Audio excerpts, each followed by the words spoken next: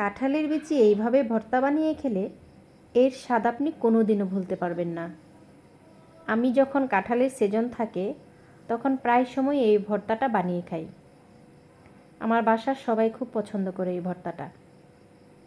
তো প্রথমে আমি কাঁঠালের বিচিগুলো ছিলে সিদ্ধ করে একটা ফ্রাই প্যানে এভাবে ভেজে নিয়েছি, যেন পানি পানি ভাবটা না থাকে।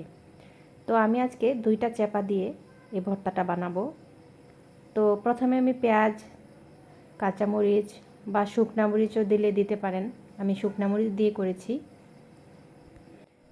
তারপরে সবগুলো উপকরণ একটা ফ্রাই প্যানে নিয়ে ভেজে নেবেন। ভেজে তারপরে শিলপাটায় এভাবে বেটে নেবেন।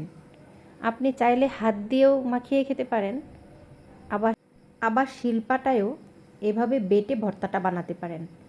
তো আমার কাছে শিলপাটায় বেটে ভর্তাটা বানালে খুব টেস্ট লাগে। তারপরে আমি সরিষার তেল দিয়ে ভালো করে মাখাবো। আপনারা চাইলে সরিষার তেল দিতেও পারেন, আবার না দিলেও হবে। আমি সেদ্ধ করার সময় লবণ দিয়ে নিয়েছিলাম, এখন মাখাচ্ছি তাই লবণ দিচ্ছি না, যেহেতু পরিমাণটা ঠিক আছে।